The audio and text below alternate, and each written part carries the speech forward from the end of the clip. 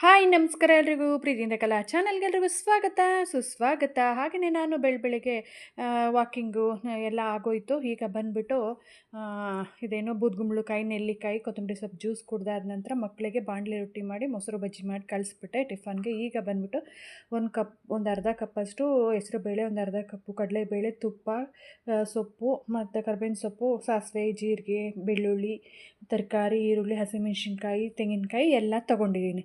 ಇದನ್ನು ನೀವು ಹಾಗೇನಾದರೂ high protein breakfast ಅಂತ ತಿನ್ಬೋದು ಬೆಳಿಗ್ಗೆನೇ, ಅಥವಾ ರೊಟ್ಟಿ, ಚಪಾತಿ, ದೋಸೆ ಎಲ್ಲದರ ಜೊತೆಗೆ ತಿನ್ಬೋದು, ಅಥವಾ ಅನ್ನ ಸಾಂಬಾರು ಮುದ್ದೆ ಜೊತೆಗೆ ಸೈಡ್ ಪಲ್ಯನಾಗಾದ್ರೂ ತಿನ್ಬೋದು. ತುಂಬಾ ಚೆನ್ನಾಗಿರುತ್ತೆ, ಎಲ್ಲದಕ್ಕೂ ಕಾಂಬಿನೇಷನ್ ಆಗಿರುತ್ತೆ.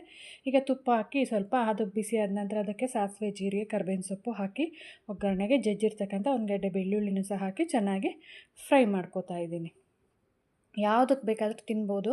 ಇದರಲ್ಲಿ ತರಕಾರಿ, ಬೇಳೆ, ಸೊಪ್ಪು ಎಲ್ಲ ಇರೋದರಿಂದ ತುಂಬಾ ರುಚಿಯಾಗಿರುತ್ತೆ, ಹೆಲ್ದಿಯಾಗಿ ಇರುತ್ತೆ, ಮತ್ತು ಎಲ್ಲನೂ ಸೇರಿಕೊಂಡಿರುತ್ತೆ. ಪ್ರೋಟೀನು, ಫೈಬರು, ಕಾರ್ಬೋಹೈಡ್ರೇಟ್ ಎಲ್ಲನೂ ಇರೋದರಿಂದ ತುಂಬಾ ಚೆನ್ನಾಗಿರುತ್ತೆ. ಈಗ ಮತ್ತು ಈರುಳ್ಳಿ ಹಾಕಿಬಿಟ್ಟು ಸ್ವಲ್ಪ ಅರಶಿನ, ಉಪ್ಪು, ಹಸಿಮೆಣ್ಸಿನ್ಕಾಯಿ ಎಲ್ಲ ಹಾಕ್ಬಿಟ್ಟು ಚೆನ್ನಾಗಿ ಫ್ರೈ ಮಾಡ್ಕೋಬೇಕು. ಒಂದು 2-3 ನಿಮಿಷ ಸಾಫ್ಟ್ ಆಗೋವರೆಗೂ ಈರುಳ್ಳಿ. ಒಂದು ಸಾರಿ ಟ್ರೈ ಮಾಡಿ ನೋಡಿ. ನಿಮಗೆ ಯಾವ ಬೇಳೆನಾದರೂ ಹಾಕ್ಕೋಬೋದು. ಈ ಹೆಸರು ಬೇಳೆ, ಕಡಲೆಬೇಳೆ ಹೈ ಪ್ರೋಟೀನ್ ಇರುತ್ತೆ, ಮತ್ತು ಹೆಲ್ತಿಗೂ ಸಹ ತುಂಬ ಒಳ್ಳೆಯದು. ದೇಹಕ್ಕೂ ಸಹ ಹೆಸರು ಬೇಳೆ ತಂಪಲ್ವ, ಹಾಗಾಗಿ ಡಯಟ್ ಮಾಡ್ತಕ್ಕಂಥವ್ರಿಗೆ ಸ್ವಲ್ಪ ಹೀಟ್ ಆಗೋದು ಸಹಜ. ಹಾಗಾಗಿ ಸ್ವಲ್ಪ ಹೆಸರು ಬೇಳೆನ ಯೂಸ್ ಮಾಡಿದ್ರೆ, ಹೆಸರು ಕಾಳು ಹೆಸರು ಬೇಳೆ ತುಂಬಾ ಒಳ್ಳೆಯದು ಅಂತ ನನಗನ್ಸುತ್ತೆ. ಹಾಗೆಯೇ ಈಗ ಅದಕ್ಕೆ ಸ್ವಲ್ಪ ತೆಂಗಿನ ತುರಿ ಮತ್ತು ಕ್ಯಾರೆಟು, ಹುರುಳಿಕಾಯಿ ಮತ್ತು ಆಲೂಗಡ್ಡೆ 3 ಹಾಕ್ಕೊಂಡಿದ್ದೀನಿ. ಬೇಡ ಅಂದರೆ ಆಲೂಗಡ್ಡೆ ಸ್ಕಿಪ್ ಮಾಡ್ಕೋಬೋದು. ಹಾಕಿ ಚೆನ್ನಾಗಿ ಮಿಕ್ಸ್ ಮಾಡಿಕೊಂಡು ಈಗ ಬಂದುಬಿಟ್ಟು 1 ಗ್ಲಾಸಷ್ಟು ತೆಂಗಿನಕಾಯಿ ಹಾಲು ಹಾಕಿದ್ದೀನಿ. ಇದಕ್ಕೆ ಅದು ಬೇಯೋವಷ್ಟು ತೆಂಗಿನಕಾಯಿ ಹಾಲಾದರೂ ಹಾಕ್ಕೋಬೋದು, ಇಲ್ಲ ನೀರಾದರೂ ಹಾಕ್ಕೋಬೋದು. ನಾನು ತೆಂಗಿನಕಾಯಿ ಹಾಲೇ ಇರಲಿ, ಚೆನ್ನಾಗಿರುತ್ತೆ ರುಚಿಯಾಗಿ ಅಂತ ಹೇಳ್ಬಿಟ್ಟು ಹಾಕ್ಕೊಂಡು ಅದಕ್ಕೆ ಮೇಲ್ಗಡೆ ಸೊಪ್ಪನ್ನು ಸಹ ಹಾಕ್ಬಿಡ್ತೀನಿ. ಅದು ಮುಳುಗೋ ಅಷ್ಟು ನೀರು ಹಾಕಿದ್ರೆ ಸಾಕಾಗುತ್ತೆ. ಅದ್ರ ಮೇಲ್ಗಡೆ ಒಂಚೂರು ಹಿಂಗೆ ಕಾಣಿಸೋ ಥರ ನೀರು ಹಾಕ್ಕೊಂಡ್ರೆ, ನೀರು ಅಥವಾ ತೆಂಗಿನಕಾಯಿ ಹಾಲು ಯಾವುದಾದ್ರೂ ಹಾಕ್ಕೊಂಡು ಈ ಥರ ಕುದಿಬೇಕಾದ್ರೆ ಲಿಡ್ನ ಕ್ಲೋಸ್ ಮಾಡಿ ಒಂದು 3 ವಿಷಲ್ನ ಕೂಗಿಸ್ಕೊಂಡ್ರೆ ಸಾಕು. ತುಂಬಾ ಚೆನ್ನಾಗಿ ಆಗೋಗಿರುತ್ತೆ ನೋಡಿರಿ. ಕುಕ್ಕರು ತಣ್ಣಗಾದ ನಂತರ ಈ ಥರ ಆಗಿದೆ, ತುಂಬಾ ಚೆನ್ನಾಗಿದೆ. ರೊಟ್ಟಿಗಂತೂ ರಾಗಿ ರೊಟ್ಟಿ, ಅಕ್ಕಿ ರೊಟ್ಟಿ, ಜೋಳದ ರೊಟ್ಟಿ ಎಲ್ಲದಕ್ಕೂ ಸಹ ತುಂಬಾ ಕಾಂಬಿನೇಷನ್ ಆಗಿರುತ್ತೆ. ಈಗ ಏನಾದರೂ ಹಬ್ಬದ ಅಡುಗೆಗಳು ಮಾಡಿದಾಗ ಸೈಡ್ಸು ಪಲ್ಯಗಳಿಗೂ ಸಹ ಇದು ತುಂಬಾ ಚೆನ್ನಾಗಿರುತ್ತೆ. ನೀವು ಸಹ ಟ್ರೈ ಮಾಡಿ, ತುಂಬಾ ಚೆನ್ನಾಗಿತ್ತು. ನಾನು ಇದೊಂದನ್ನೇ ತೊಗೊಂಡಿದ್ದೆ. ಈಗ ಮಕ್ಕಳದ್ದು ಬ್ರೇಕ್ಫಾಸ್ಟ್ ಆಗೋಗಿತ್ತಲ್ಲ, ನಂದು ಮನೆಯವ್ರಿಗೆ ಇದನ್ನು ಮಾಡ್ಕೊಂಡಿದ್ದೆ ನೋಡಿರಿ. ಚೆನ್ನಾಗೆ ಬೆಂದಿದೆ. ಇದು ತುಂಬಾ ಸಹ ಬೆಂದು ಥರ ಮ್ಯಾಶ್ ಥರ ಆದರೆ ಚೆನ್ನಾಗಿರಲ್ಲ. ಮೀಡಿಯಮ್ ಆಗಿದ್ದರೆ ತುಂಬಾ ಚೆನ್ನಾಗಿರುತ್ತೆ ನೋಡಿರಿ. ಈಗ ನಾನು ಬಂದುಬಿಟ್ಟು ಫೈಬರ್ಗೆ ಸೌತೆಕಾಯಿ ಮತ್ತು ಕ್ಯಾರೆಟನ್ನು ಹಾಕ್ಕೊಂಡು ಇದ್ರ ಜೊತೆಗೆ ಇದು ಪಲ್ಯ ಮಾಡಿದ್ನಲ್ಲ, ಪಲ್ಯನ ಬಿಸಿದೆ 1-2 ಸ್ಪೂನ್ ತಿಂತಾಯಿದ್ದೀನಿ. ಇದನ್ನು ಇಷ್ಟು ತಿಂದ್ಬಿಟ್ರೆ ಸಾಕು, ಹೊಟ್ಟೆ ತುಂಬೋಗ್ಬಿಡುತ್ತೆ, ಮತ್ತು ಇನ್ನೂ ಬೇರೆ ಏನು ಬೇಕು ಅನ್ಸೋದೇ ಇಲ್ಲ. ಅಷ್ಟು ರುಚಿಯಾಗೂ ಇರುತ್ತೆ ಮತ್ತು ಹೊಟ್ಟೆ ತುಂಬಿದಂಗೂ ಇರುತ್ತೆ. ಬ್ರೇಕ್ಫಾಸ್ಟ್ ಮುಗೀತು. ಈಗ ಮಧ್ಯಾಹ್ನ ಊಟಕ್ಕೆ ಬಂದುಬಿಟ್ಟು ಇದು ಅನ್ಗೋನೆ ಸೊಪ್ಪು. ಈಗ ಈ ತೋಟದಲ್ಲಿ ಅಂದರೆ ಈ ತೋಟಕ್ಕೆ ಕೆರೆ ಮಣ್ಣೆಲ್ಲ ಹೊಡೆದಿರ್ತಾರಲ್ಲ ತೋಟಗಳಿಗೆ, ಅದರಲ್ಲಿರ್ತಕ್ಕಂಥದ್ದು ಬೀಜಗಳೇ ಬಂದುಬಿಟ್ಟು ಅನ್ಗೋನೆ ಸೊಪ್ಪು ತೋಟದಲ್ಲಿ ಹುಟ್ಟಿರುತ್ತೆ. ಈಗ ಇಲ್ಲಿ ಶೆಟ್ಟಿಹಳ್ಳಿ ಗೇಟ್ ಹತ್ರ ಹಿಂಗೆಲ್ಲ ತಂದು ಇಟ್ಕೊಂಡು ಮಾರ್ತಿರ್ತಾರೆ. ಅದನ್ನೇ ನಾನು ತೊಗೊಂಬಂದು ಕ್ಲೀನ್ ಮಾಡೋಕ್ಕೆ ಇಟ್ಕೊಂಡಿದ್ದೀನಿ. ಈಗ ಬಂದುಬಿಟ್ಟು ನೆನೆಸಿರ್ತಕ್ಕಂಥ ಹುರುಳಿಕಾಳು ಮತ್ತು ತೊಗರಿಬೇಳೆನ ನೋಡಿರಿ, ಸೊಪ್ಪನ್ನು ಅದನ್ನ ಕ್ಲೀನ್ ಮಾಡಿದ್ರೆ ಹಿಂಗೆ ಆಗೋಗ್ಬಿಡುತ್ತೆ. ಕೈ ಎಲ್ಲ ಉಗುರುಗಳೆಲ್ಲ ಕಪ್ಪಗಾಗೋಗ್ಬಿಡ್ತವೆ ಅದನ್ನು ಕ್ಲೀನ್ ಮಾಡಿಕೊಂಡ್ರೆ. ಸೊಪ್ಪು ನೋಡಿರಿ, ಇಷ್ಟನ್ನು ಕ್ಲೀನ್ ಮಾಡೋ ಅಷ್ಟೊತ್ತಾಯಿತು, ಕೈಯೆಲ್ಲ ಕಪ್ಪಗಾಗೋಗ್ಬಿಟ್ಟಿತ್ತು. ಈಗ ಹುರುಳಿಕಾಳು ಮತ್ತು ಬೇಳೆನ ಬೇಯಿಸೋಕೆ ಇಟ್ಕೊಂಡಿದ್ದೀನಿ.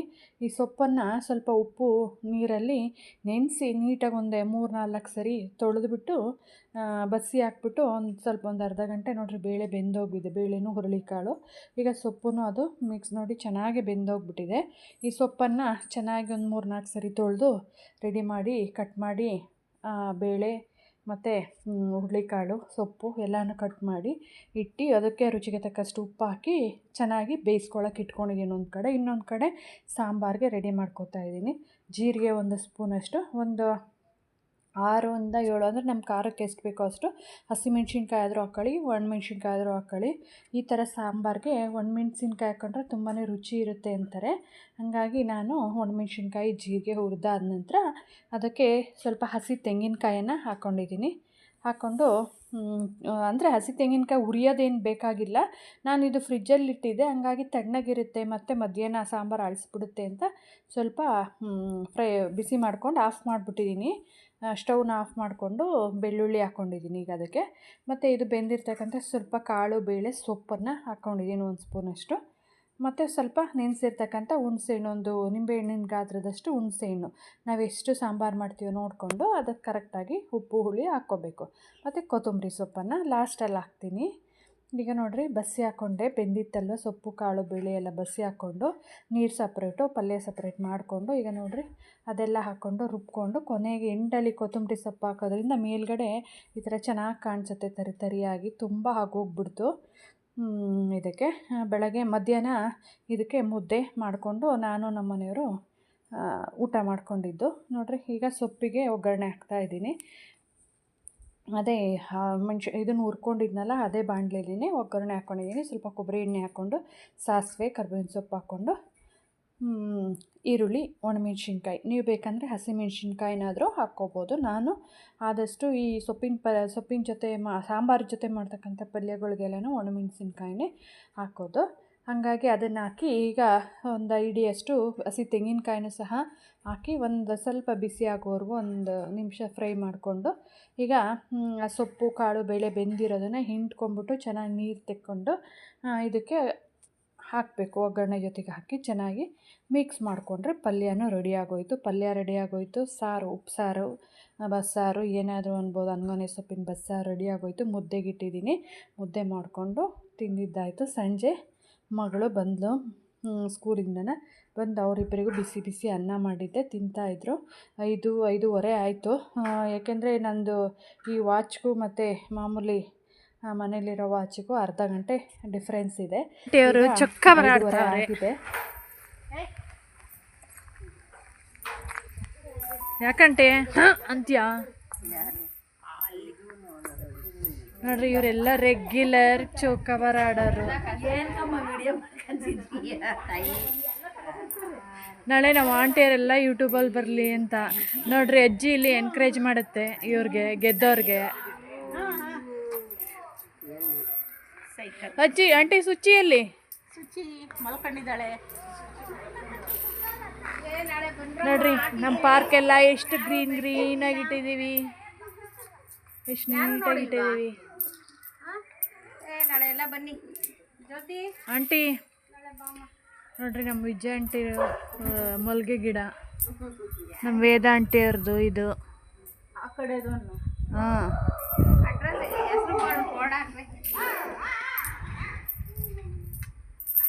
ಎಷ್ಟು ಗಮನ ವಹಿಸಿದ್ದಾರೆ ಅದನ್ನೇ.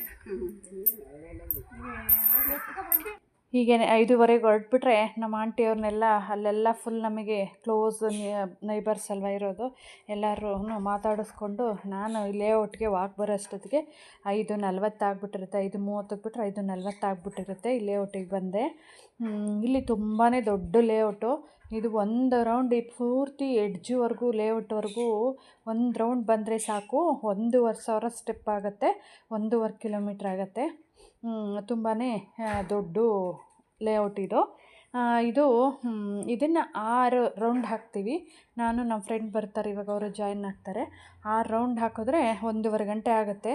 5:30ಕ್ಕೆ ಸ್ಟಾರ್ಟ್ ಮಾಡಿದ್ರೆ ಕರೆಕ್ಟಾಗಿ 7 ಗಂಟೆ, ಇನ್ನು ಅಥವಾ 10 ನಿಮಿಷ ಲೇಟಾಗಿ ಸ್ಟಾರ್ಟ್ ಮಾಡಿದ್ರೆ 7:10 ಅಷ್ಟೊತ್ತಿಗೆ 6 ರೌಂಡ್ ಹಾಕ್ಬಿಟ್ಟಿರ್ತೀವಿ. ಏನಿಲ್ಲ ಅಂತಂದ್ರೂ ಒಂದು 10,000 ಸ್ಟೆಪ್ಸ್ ಅಂತೂ ಆಗಿಬಿಡುತ್ತೆ ಫಾಸ್ಟಾಗಿ ಬಂದರೆ. ಅದನ್ನು ಮುಗಿಸ್ಕೊಂಡ್ಬಿಡ್ತೀನಿ. ನೋಡಿರಿ, ಇಲ್ಲಿ ದೊಡ್ಡದು ಬಿಲ್ಡಿಂಗ್ ಕಾಣ್ತಾ ಇದೆಯಲ್ಲ, ಆ ಎಂಡ್ವರೆಗೂ ಇದೆ ಇಲ್ಲಿಂದನೂ. ಈ 60 ಫೀಟ್ ರೋಡಿಂದ ಜಯನಗರ ಮೇನ್ ರೋಡ್ವರೆಗೂ ಇದೆ ಇಲ್ಲಿ.